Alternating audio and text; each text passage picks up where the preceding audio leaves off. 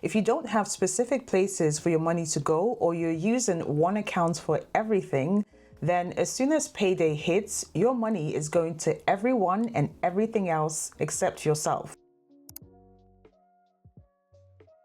The point of this account is to serve as your emergency fund, which is a cash cushion for you to fall back on.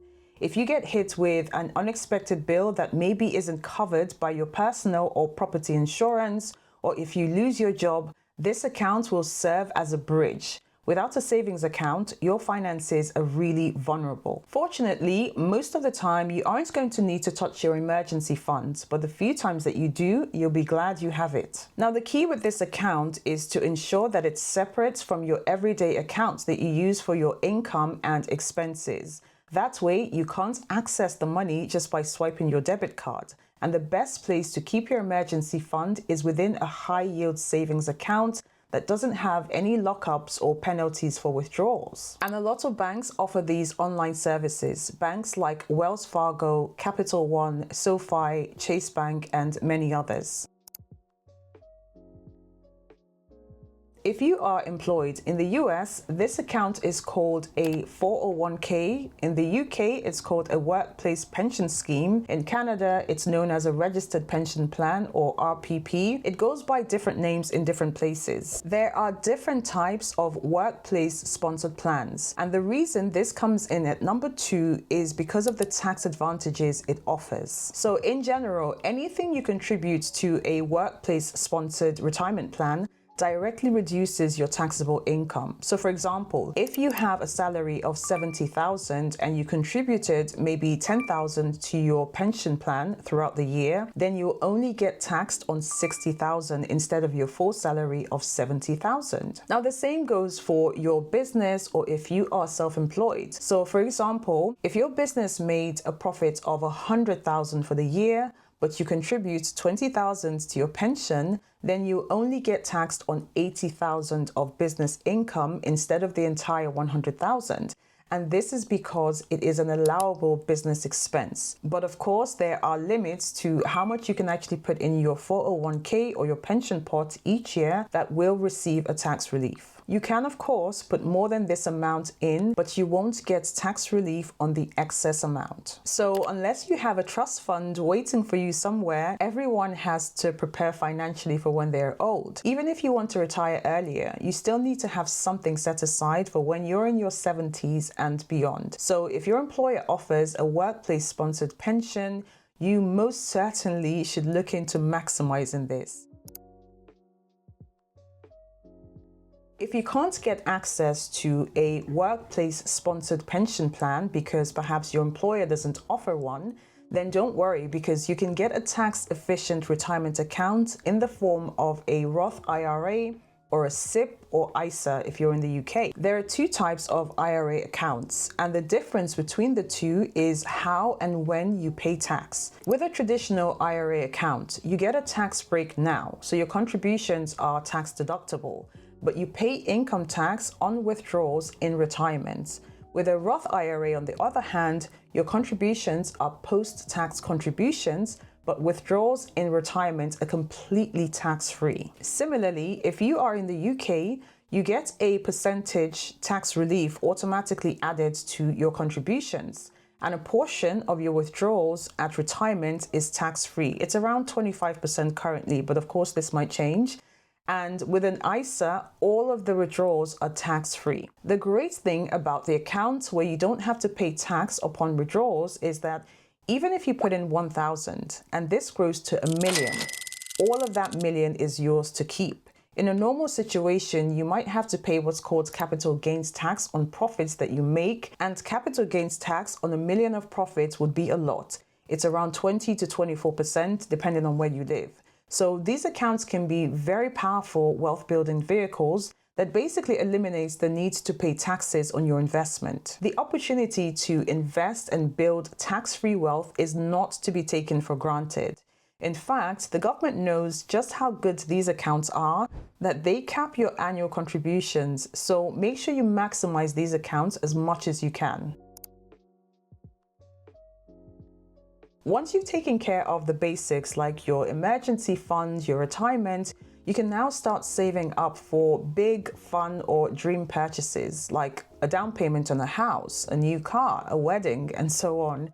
The reason this account is on the list is because far too often people jump into things like buying a house or buying a new car before they've taken care of the most important financial priorities. We live in a materialistic society that revolves around consuming and having things.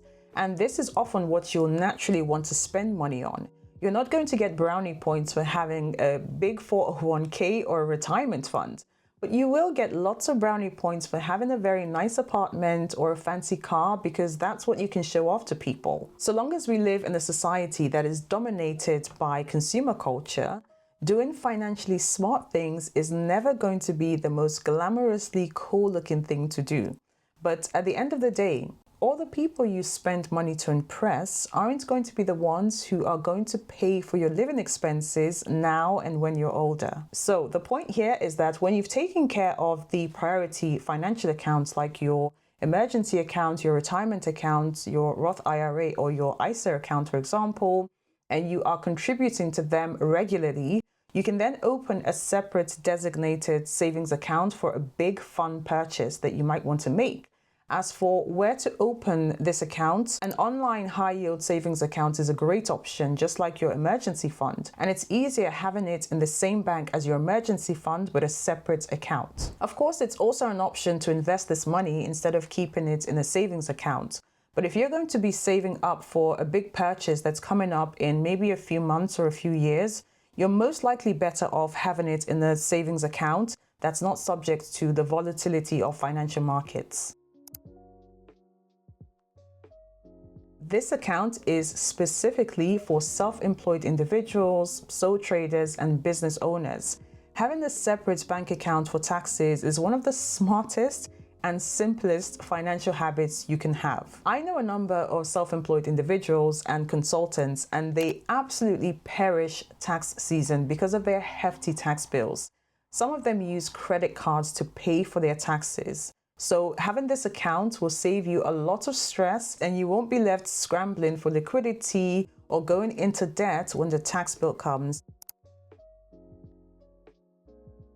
Now, I'd like to point out that it is, of course, optional to get this far, because as long as you have the first 3 or 4 accounts that I've talked about, so your emergency fund, your workplace sponsored retirement plan, your Roth IRA, or your ISA account, and you're maxing out these contribution limits to all of these accounts already, you have the basics covered.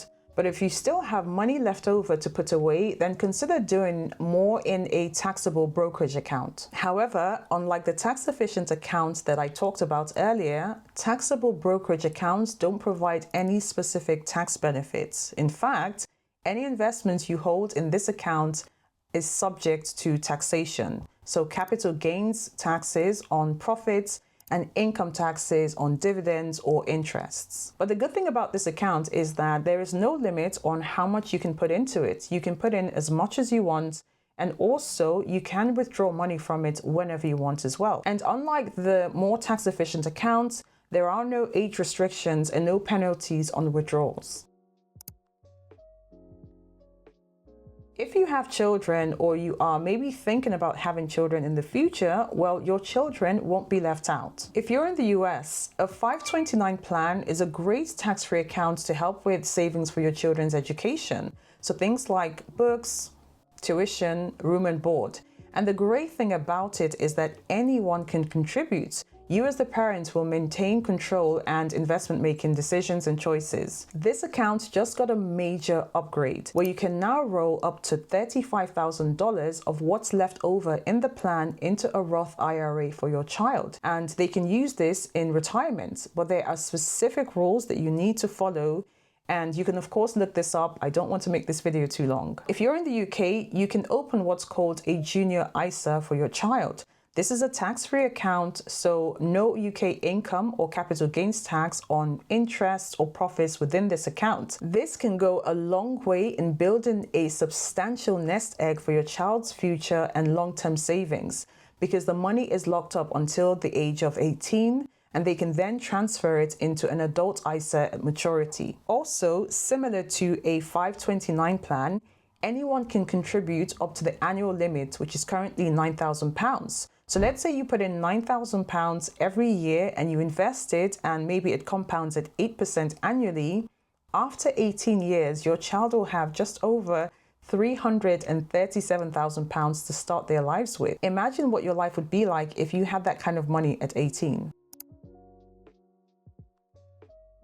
This account is a bonus account because it is US specific. However, this account is really a triple tax loophole account. And although it says savings account, you can hold investments like stocks and bonds just like an IRA, except that it is actually better than an IRA because as long as you use the money for health-related expenses, you don't have to pay taxes on the money you put into it, on the gains you make, and when you withdraw money. But the main catch here with a health savings account is that you must be enrolled in a high deductible health plan, meaning that you pay more out-of-pocket expenses before the insurance kicks in, which can be tough if you have more frequent medical needs. Now, the ultimate or the desirable goal is to have these accounts and be in a position where you have enough cash flow to contribute to each of them every single month.